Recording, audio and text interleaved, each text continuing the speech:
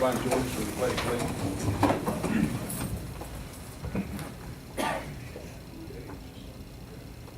Pledge allegiance to the flag of the United States of America and to the republic for which it stands, one nation, under God, indivisible, with liberty and justice for all. Thank you, everyone. We're out here on a dark evening now. Carol has a cold, so stay away from her. I scoot down. I'll stay this way. Everybody's getting away. Not that close to you. Yeah, I was gonna say, I mean, we want to be safe, but really. I took your advice literally. Okay. And I sleep with Mommy every night. So far, she hasn't called it. Well, we're not gonna take any chances. Let's have the approval of the minutes of the November 29th, 2016 regular meeting, please. So moved. Mr. Wilkerson? Second. Mr. Baker? All yes? Yes. Okay. Mr. Linville, do we have anybody sign in to speak tonight? No, sir. Okay, let's move down to presentations and reports. Tonight, we have Jan Hamlin. Jan is the Executive Director of RESA 2. She's going to give us an update. She's been in her position since July. Brand new. So I think Jan's indicated that we're the first county that she's come to see, which, that's a good thing, Jan. I We know. like that. We It's like good to be first. in Lincoln County. So we'll just turn it over to you, and we may have some questions after you finish. Okay. Well, good evening, or President Priestley, members of the board, and Superintendent Midkiff. Thank you for inviting me here to speak to you tonight on behalf of RESA 2. My name is Jan Hamlin, and like Mr. Priestley said, I'm the new Executive Director at RESA 2. But I'm here to tell you about the best kept secret in education in the state of West Virginia, and that's the Regional Education Service Agencies, better known as RESAs. Just as our name implies, RESA is a service-driven organization that works to benefit not only those in education, but the communities in our service area of Cabell, Lincoln, Logan, Mason, Mingo, and Wayne counties. You may not be aware of this, but RESAs have existed since 1972, and we feel that we are a proven resource. Our charge beyond the services provided to the county schools and teachers is to support the initiatives of the West Virginia Board of Education and the policies of the West Virginia Legislature. To help you better understand our work, let me just note the 6 areas of service that RESAs around the state are charged with. First, we focus on low-performing schools and school systems. We offer technical assistance not readily available in many counties. Second, we provide targeted staff development. This is designed to enhance the staff performance and the progress of students. Our third area of service, within our 8 RESA regions, we facilitate cooperation among county boards of education. One example of that would be our cooperative purchasing, which helps everyone, including taxpayers, save money. Our fourth area of service, a most important area in today's education environment, is technology. Technology is used in the classroom, in administering the affairs of county boards, and in so many areas. Our task is to install, maintain, and to give special attention to technology initiatives of the Department of Education in West Virginia. RESA applies and administers grants. Again, this helps county school systems and individual schools who need more funds than are available. RESA 2 just received a $240,000 Benevin grant to support Career Tech Ed concerning the Simulated Workplace Initiative. And I think our liaison for that grant just visited Lincoln County maybe last week, and he said there's some really nice things going on. I wanted to mention that today. And then our 6th and final area of service is RESA are always called upon by every level of education to develop and implement new programs and services. An example of that, a couple of years ago, maybe it's more than a couple of years ago now, our regional board discussed having shared legal services. And we think that that's one of our most successful programs at RESA too. Matter of fact, it's been looked at all over the state. And I think our legal counsel, Leslie Tyree, does a wonderful job. And then two areas that we're looking at particularly this year is we're hoping to collaborate with Heritage Farms to develop a program surrounded around the Golden Horseshoe Assessment Test and the study of West Virginia history. And we're hoping to receive a grant for that as well. And then another program that we're also looking at is many parents that have children in the gifted population have approached me saying that there's not a lot of opportunities for them to explore. So we're looking at possibly pursuing a grant based upon STEM or STEAM, science, technology, engineering, the arts, and mathematics. So we're hoping to do that for our students as well within the 6 counties. Let's talk about education in schools. Here, RESA 2 facilitates curriculum improvements in such areas as math and science and language arts, as I just spoke to. We provide leadership and professional development for full-time teachers and certification training for substitutes. And since January, just this January of 2016, I looked up the figures today. RESA 2 has trained 67 new substitutes and did the recertification of 113 substitutes. In Lincoln County, our records showed that Lincoln County had 11 new substitutes trained by RESA 2, and RESA 2 did the recertification of 19 substitutes. Earlier, I mentioned the cooperative purchasing, or what we call AEPA. In 2015, the total statewide sales were over $14 million with a cost savings of over $4 million. In 2016, so far, and AEPA is based on calendar year, so far in 2016, AEPA is over $16 million in sales compared to the $14 million last year. Lincoln County, this calendar year, has sales of $138,000 with over $46,000 in savings. And one thing that I do like to mention about the AEPA, and I just attended a national conference, there's probably about 17 or 18 co-ops in the state of West Virginia. And, you know, if your purchasing department can get something else cheaper, we encourage you to go there because our bids are national bids usually.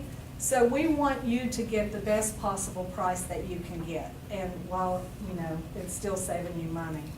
Let me ask a question, I hate to Sure. interrupt, but you said there That's were okay. about $16 million in purchases in 2016 with $138,000 from Lincoln County.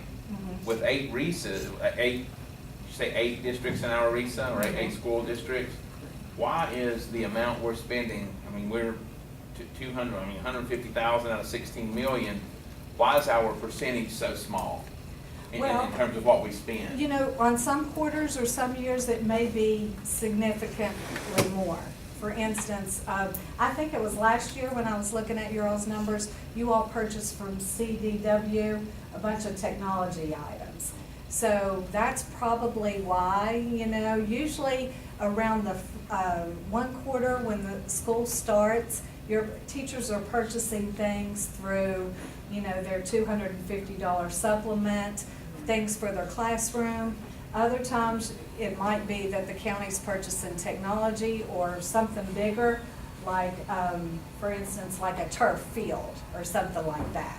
So sometimes you're gonna have, you know, lower sales, and then other quarters you might have bigger sales. It depends on what's in your strategic plan at the time. Well, I guess my question would really be, are we maximizing the purchasing power of RISA, where we're 1/8 of the school districts and we're spending a 40th of what's been spent this year? Yeah, and I could defer to the superintendent about that. You know, I think Lincoln County does really well in purchasing through the AEPA co-op. RISA too does have a person hired to go in and talk to those purchasing directors and also to school secretaries that, you know, facilitate that process. So we're trying to increase your sales and your savings at the same time. We've been one of the top in the Yes. race in our county, and what Yes. we've been able to save the last few years, we've benefited more so than any other county other than maybe Mason, if my memory is correct. Well, just the percentages and the dollars spent struck me as odd, that it could be just a quarterly thing. Right, yes. And also, I think part of the answer could be that we're doing a very good job of purchasing through our individual departments, getting Absolutely. as good at or better a price as you might be able to get nationally. Correct, So- yes. Darlene Neal, who does that for us, I think, like, echo what Jeff said, we've seen in the past that the savings, and oftentimes our savings is greater than most in the 6 counties in our region. Absolutely. But they even have Darlene to come to a lot of the, and oversee a lot of the REIS activities, because she does such a good job. Such a So good I job. think that's probably what it is, probably, it fluctuates depending on the need. Turf, when you mentioned that, you got Yeah. Maybe I should have mentioned Well, that. it's kind of a, something that we've been kicking around for a couple of years, kicking around like a coach. Like that, Wash man. all of it, you know, I think I can work that one into my public. Okay, good. So that's why you got a little chuckle there, but we would like one day to have a high school football field with some type of surface, whether it be turf or grass or something. Well, we would certainly like to help you with that effort. I think on the AEPA bid, we have 8 or 9 turf companies that compete in prices. And, you know, I met some of them just last week at the AEPA conference, and they've done big fields like the New York Giants, the Dallas Cowboys, a lot of the collegiate A teams. couple of them have been here and presented. Oh, to us. have they? Yeah, Okay. but just that their budget and ours are not in sync. Yeah, their idea of a reasonable cost for a turf field and our idea of what we have to spend are markedly different. I'm sorry, go ahead. Okay, and I just wanted to talk about a little bit of the work that we do in education in the community.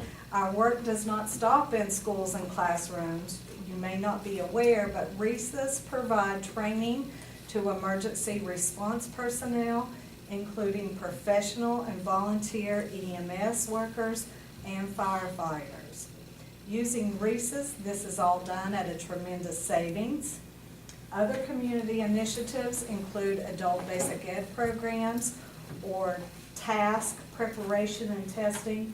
And I'm sure that you all are aware that task was the old GED.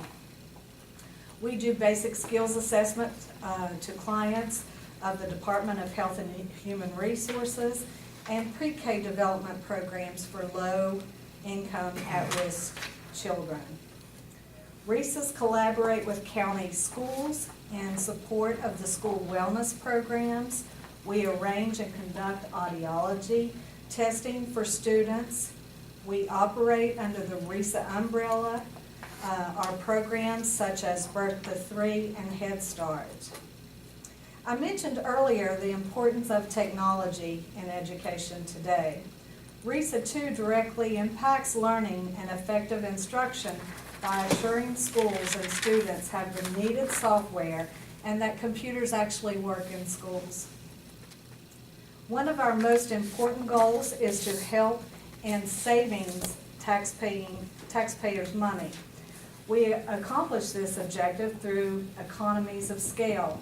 We bring effectiveness and quality to programs and services beyond the reach of individual schools and districts that would act alone. RESAs operate the WEVA system that maintains data, scheduling, report cards, grading systems, attendance, finance, payroll, and food services to our district. The cost for this work on an individual county basis would be beyond the reach of most school systems. Now I want to talk about just RESA 2. While talking about finances, let me tell you, our RESA, which covers 6 counties, has over 6,200 employees and receives $463,000 in state funds out of a total appropriation of the state's budget of $5 billion last year. The 5 million, what does our reason get? We get, last year, and I checked these figures today because I wanted to be accurate, we received $463,000. That's what we got. Of the 5 million, our reason. Out of the $5 billion daily state's budget. Oh, okay. How much do Reese's get in general from the state, do you know? That's it. That's what we get. That's That's- our RESA, or that's all Oh, RESA? no, it's $3.6 million. Okay. Of all the 8 RESAs, that's what you're talking about, right? Yeah, Well, it's these billions 3.6. Getting me a little Yes. confused here. So, Okay. your return on investment is probably bigger than what you thought whenever you hear those numbers. Okay, I gave you a packet today, and that was our learning school packet, and I think President Priestley and Superintendent Midkiff had seen it before. But I just want to talk about a little bit of our services, what we're currently doing at RESA. And you know what, this could have been probably 2 pages long, but I just wanted to summarize some of the ones that I think that are really important. We are educating entire school faculties on the learning school process. One thing that I did with my staff July 1st was we researched the best model for teacher training. And you know, a lot of counties or a lot of different school systems or the state might even do a train the trainer model. But that's not the best model, because you train certain trainers and then they have to go back to their schools and the entire faculty does not hear the same information. So we think it's important as much as we can to get into those schools and to do whole staffs training. And we really do believe in the learning process, and I'll talk about that a little bit later on. As I mentioned, we're doing work with CTE instructors and students this year. We are the first RESA in the state to do this type of work. My background partially is in CTE, and I think if we are going to make students employable for the state or for the nation for that matter, CTE is the place to start. And I'm really proud of the fact in that work. The grant that we receive will be a 2-year grant. So we will be supporting that and hopefully, making those career tech centers a little bit stronger. We're currently studying and disaggregating data to strengthen the PLC processes for schools. We're working with schools to increase graduation rates. We're providing coaching and modeling within the classroom for instructional gains. I tell you what, when I was at the county level, it was so hard for me as a county leader to get into those classrooms and just to develop a relationship with teachers, to collaborate, to discuss best practices, to discuss if students are learning what they need to know. At RESA, our curriculum and instructional staff, they can get into those classrooms and they can develop those relationships with the teachers where it's a trusting relationship, and we can model for them and they can model for us, and hopefully that's having some impact on your instruction within Lincoln County. We're working directly with school leadership teams. We're providing K-3 support for early literacy, so every child by the end of 3rd grade can read on grade level. We're working with Heritage Farms, like I mentioned, to design a program based upon the Golden Horseshoe exam. We are aligning our standards throughout the curriculum, not only K-12, but also with Lake Marshall University. We had a discussion with them recently. We're planning a gifted program that hopefully will be something that we begin next year. We're studying, this is one thing that we're excited about too. We're studying mathematics from K-12 in our region. That's all 6 counties. All superintendents have sent us their best math teachers or some math teachers from their county, and their curriculum folks too. And what we're taking a look at is we're looking at the standards that were adopted by the state, and then we're also looking at those shortages of math teachers and how we respond to that as a region and what we can do to help those non-certified math teachers, especially at that middle school and high school level. This year, we're supporting 9 graduation 2020 schools, 10 early literacy schools. We just picked up, as you all know, 20 D&F schools. And then we're also supporting the 20 learning schools or focus schools or catalyst schools as they were called in the past.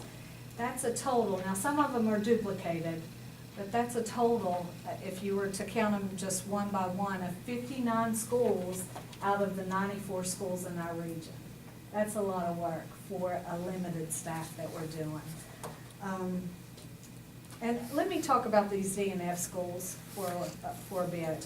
The RESA executive directors were not given that information before they were announced that day in Charleston.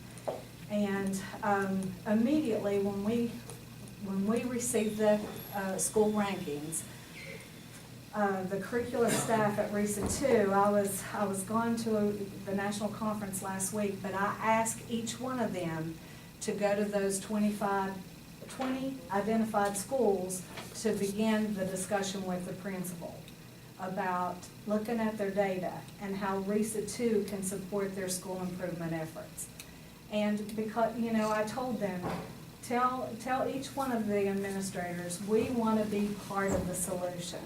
And we will do that with the county officials because we don't want to duplicate services. We want our services to complement what the county already does or what they plan to do. So we're excited about that work. And I think just by going to those schools and talking to those school administrators and letting them know that we're out there and we'll be out there as much as they need us.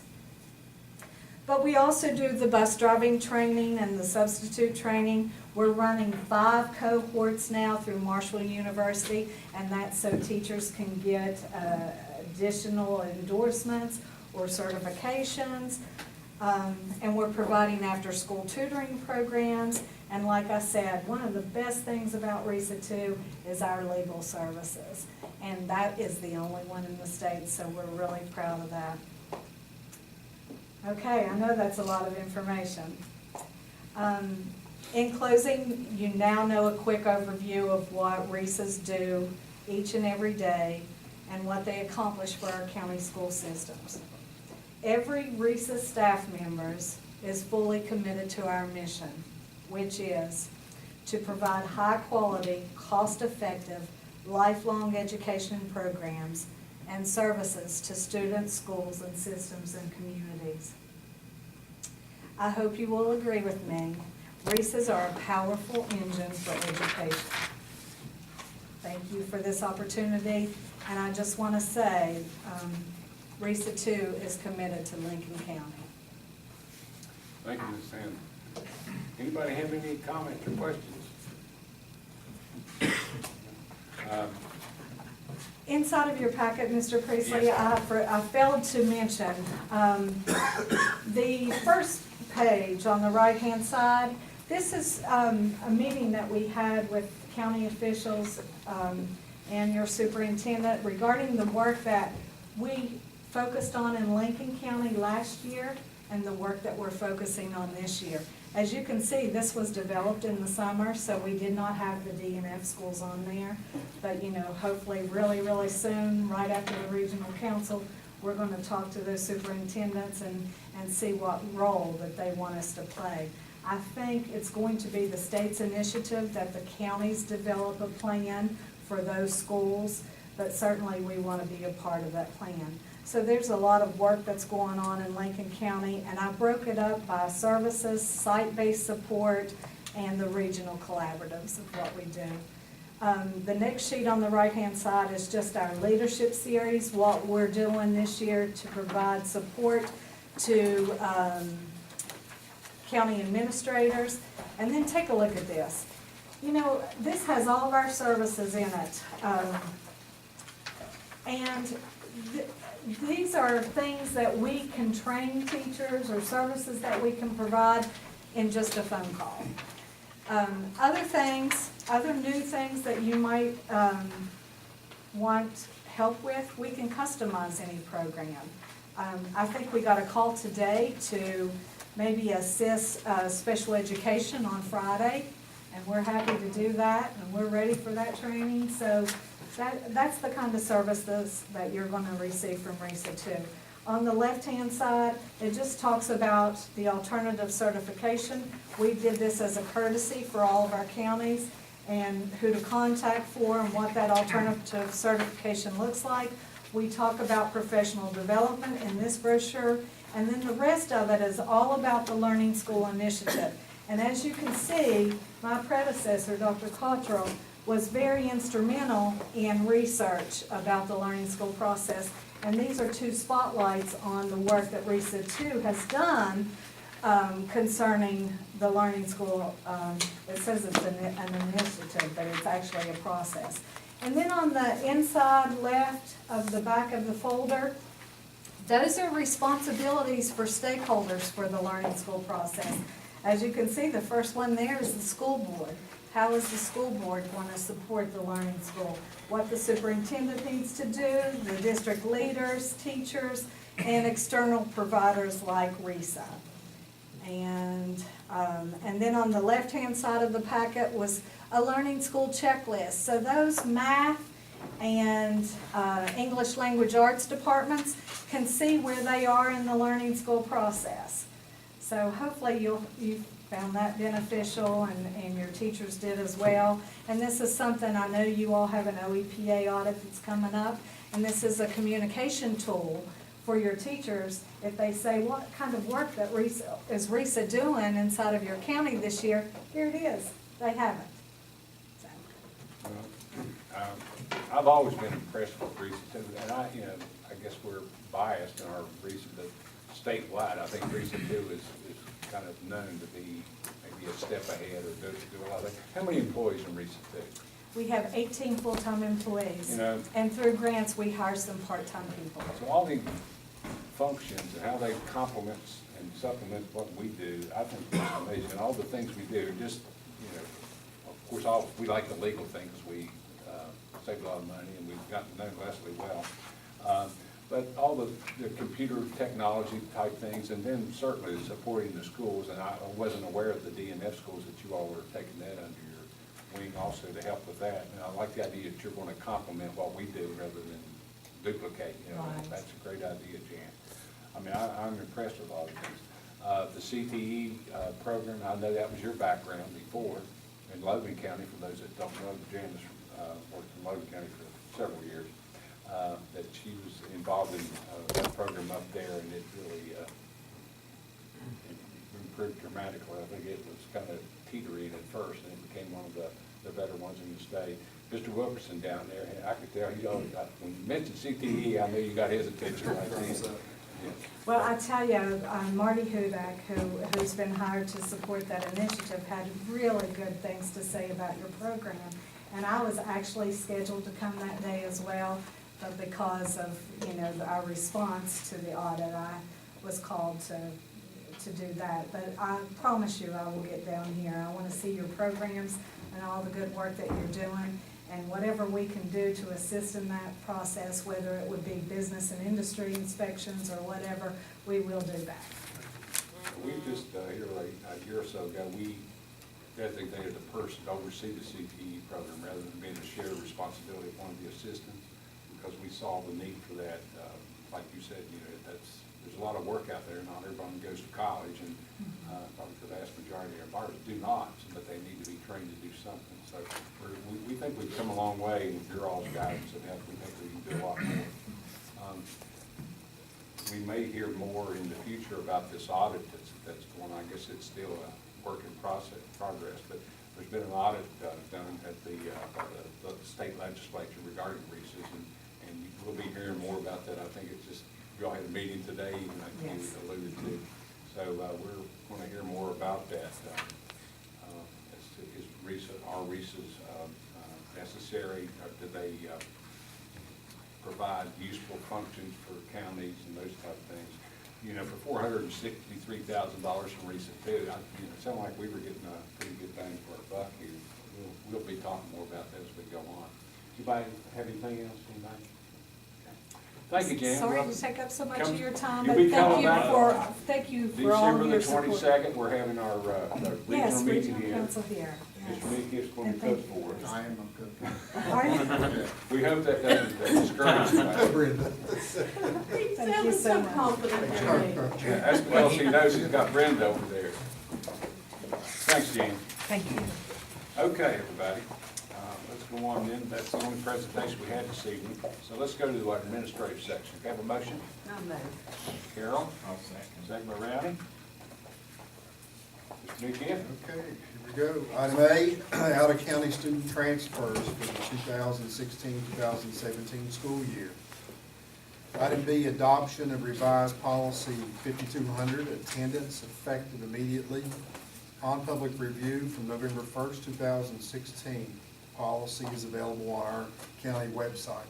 Item C, an agreement with West Virginia State Trooper Patrick Robinette to reside in the mobile home located at Lee County High School to provide security for the property according to the terms of the agreement which is attached. Item D, school volunteers who on occasion may also serve as bus chaperones for athletic events, academic competitions, or school outings that have completed volunteer orientation. And item E, this is a position I had mentioned to the board a few weeks ago, I believe when we were in Arts, it's the first time that I had mentioned it to you. But it's approval to post an additional special education aide position full-time with Newball for the remainder of the 2016-2017 school year. Okay. Does anybody have any questions or comments relative to the administrative items? If not, is that an all yes on the administrative items? Yes. Let's go to the personnel section. Go to motion, please. Red makes the motion, Ray seconds it. Mr. Linville, there he is. Okay, item A, employment of short, long-term substitute professional personnel. That name there, some of you probably remember, is Peggy Dean, taught science up at Duval. That's Peggy Dean. Okay. Item B, transfer of service personnel. Item C, employment of extracurricular personnel. Item D, leave of absence. Item E, resignations and retirements. And abolish the posting for the Dean of Students at Guyan Valley will be reposting tomorrow. When we posted that, we had posted it last year with English certification and nobody would bite, so we posted it when Miss Davis got the job.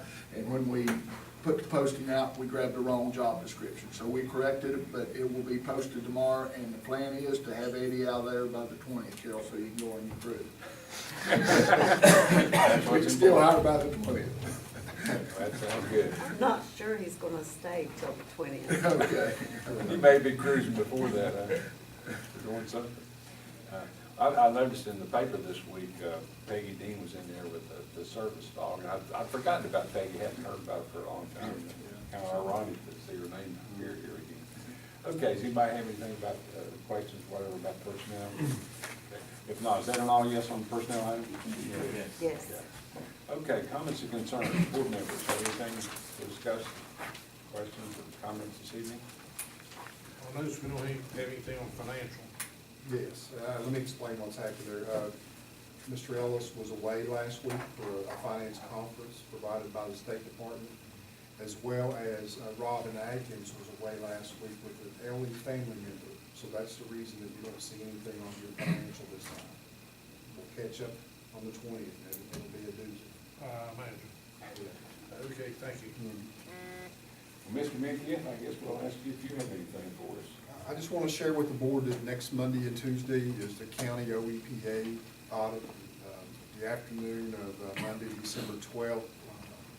The Central Office Administration will provide OEPA team members a brief presentation. We have 45 minutes to share all of the good work that's taken place in the school system, as well as any issues or concerns that we may have. prior to the full day visit that would take place on Tuesday, December the 13th. So we've prepared, we've worked diligently over the past few months preparing for this audit. We anticipate that it's going to go well. It's going to be a great Christmas gift. We've all decided to see the audit come and go. Especially go. Yeah, especially go. But I do need to schedule an opportunity for me and board president, board vice president to talk about the interview process. Because there will be someone here on December the 13th to interview the gentleman. We'll work that out. I can give you some dates or something. We can do that. All right. That's all you had to do. That's all I have. Anything, anybody? Once again, we will meet on December 20th, but the regional council, or RISA, our regional meeting will be here on the 22nd. So, of course, Jeff and I typically attend that, but I'm sure all the rest of you are welcome to come for, although it would really be Brenda and Tina and some of them will be providing the food, so I don't want to scare you off. Sean, we invite you to come over that day also if you'd like to sit in on that. Okay, if nothing further, I'd like to have a motion in to adjourn until December the 20th, 2016 at 6 o'clock here at the county office. I move. Carol makes a motion, I'll second. Rowdy seconds, all yes vote? Yes. Carol's not feeling well, so she wants to get out. Anxious to go home.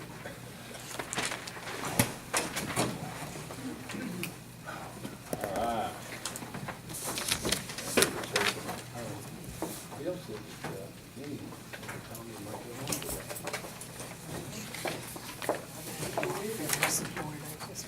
I'm shaking your hand, but I Of course, you know, you don't want to probably give you take cold. off down the road, then you take treatment. It's very interesting for someone to be in a hospital getting treatment. Unless they're just. They may have a regular. I'll be yelling. He's got line, liver,